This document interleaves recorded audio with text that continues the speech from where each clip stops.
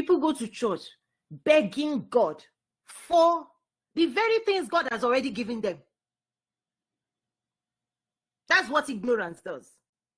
My point of saying even God, I'm saying God was involved. God has always been involved in the affairs of men. In your affairs, God is already involved. He already has himself inside you.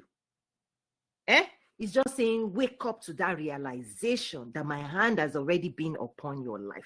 Don't be lost. You are not here to be lost. You were never supposed to be lost. You're supposed to study to show yourself approved. You are supposed to study. You're supposed to learn who you are so that you can function the way you're supposed to function. You get a car, you're supposed to learn how to drive your car. You were supposed to have been taught how to drive it well. Well, guess what? Men did their best. Say thank you. This other rest of it, wake up to do your own best for yourself. So there must be an acknowledgement. That's number one, of what others have done to you for you, on behalf of you, to their best interest. This is where I talk about the polarity of life. One of the grow up muscle everybody must learn how to exercise. Hear me? Children don't know how to exercise this muscle. People who haven't grown up do not know how to exercise what I'm about to share. This is your grow up now. Children tend to look at, what didn't go, who didn't do, that noise of complaining of what has come and gone, or who has come and, right? Children, the lower self is stuck on experiencing the effects of misprogramming. The grow up version requires a muscle that it's only if you have to be strong enough to hold two things true at the same time. Again, I'm about to this is extremely important. It will rescue everybody. Your ability to understand that two things can be true. That people can love you and still misprogram you. They can love you and still not handle you the ideal way, because this is the hunger of the soul that is weighed down by not receiving the right things and receiving the wrong things. That's the condition. That's the matrix of the inner self. How people handled you, what they said to you, what they invested, right? The belief they poured on you, how people's soul are beneath, are lying under the real soul, the real identity that you're supposed to mature into, so that your spiritual self and your soul and your body are on the same page. Is that when those three are not on the same page, somebody else thoughts, somebody else believes, somebody else treatment, somebody else whatever behavior program the soul in the way the soul was not designed.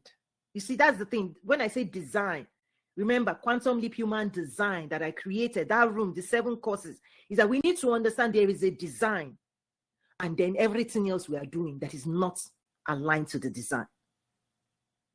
If you are burdened as the soul, with responsibility that God didn't say you should carry, somebody else poured on you a responsibility and told you a story that you must act this way, you must behave this way for them, their own pleasure, not the pleasure of God. Listen, when you pleasure God, you are free.